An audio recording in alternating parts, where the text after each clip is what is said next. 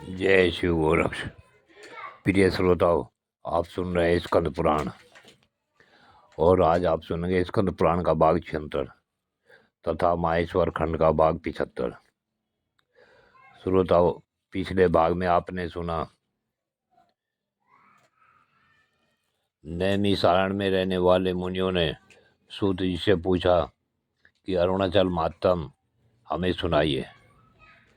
पिछले भाग में आपने सूत जी के द्वारा बताया गया अरुणाचल मातम सुना और शेष भाग आप आज के इस भाग 76 में सुने। सूत जी कहते हैं कि यह स्तुति सुनकर भगवान शिव ने तथास्तु कहकर वैसा ही वर दिया।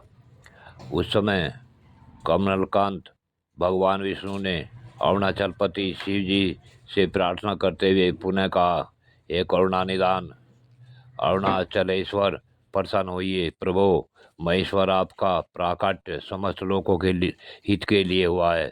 आपके इस परम अद्भुत स्वरूप की उपासना थोड़े पुण्य वाले लोगों को सुलभ नहीं है।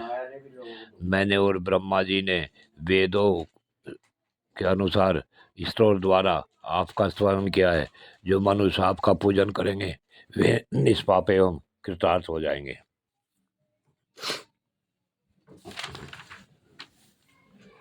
निरंतर आपके चरण कमलों का ध्यान करना चाहिए।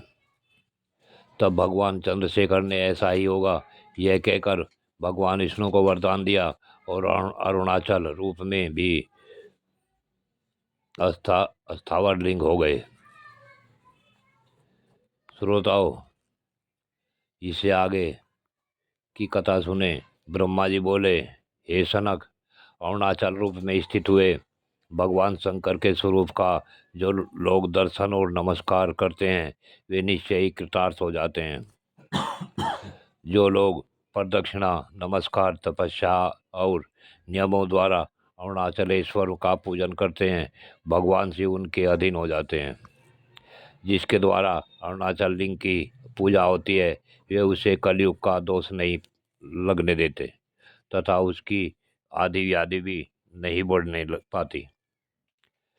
नैमिषारण्य तीर्थ में निवास करने वाले मुनियों ने सूत जी से कहा कि ये सूत जी, सब स्थानों में जो शिव जी का परम उत्तम स्थान हो उसका हमसे वर्णन कीजिए। तब सूत जी बोले, मुनियों, पूर्व काल में नंदीश्वर के मुख से मार्कंडे जी ने जो कुछ सुना था मैं वह आपको सुनाता हूँ। ध्यान पूर्वक सुने। मार्कंडे जी बोले, हे नंदीश्वर, इस त्रिलोकी में तथा समस्त आगमों, पुराणों और वेदों में भी कोई ऐसी बात नहीं है जो आपको विदित न हो। समस्त देहधारियों को विशुद्ध ज्ञान दुर्लभ है। वही ज्ञान किसी किसी क्षेत्र में शास्त्र आदि पढ़े बिना ही केवल शिव के पूजन मात्र से सिद्ध हो जाता है। अतः जिस स्थान के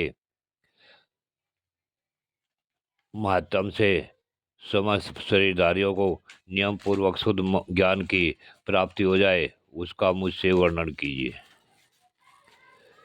तब नंदिकेश्वर ने कहा, मुने, तुमने जिनके विषय में पूछा है वे शिव प्रधान तीर्थ स्थान इस भूतल पर अवश्य हैं। देहधारियों का अपने अपने कर्मों के अनुसार भिन्न भिन्न योनियों में जन्म होता है। आपने उन्हीं के मान हित के लिए शिव प्रधान तीर्थों को सुनने की इच्छा प्रकट की है।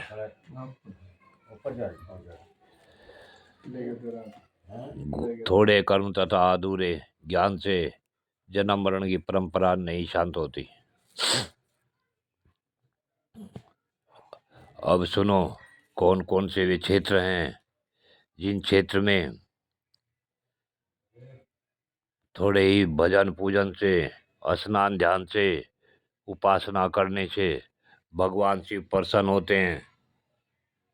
वे सभी तीर्थ इस पृथ्वी पर कहाँ कहाँ हैं तथा उन्हें किस प्रकार से हमें नतमस्तक होना चाहिए, यह सब बातें श्रोताओं अगले भाग में सुनेंगे। इस भाग में आप सभी यह जान दें कि भगवान शिव किस प्रकार से मनुष्यों को लाभ देते हैं। आगे की कथा अगले भाग में। जय शिव गोरक्ष।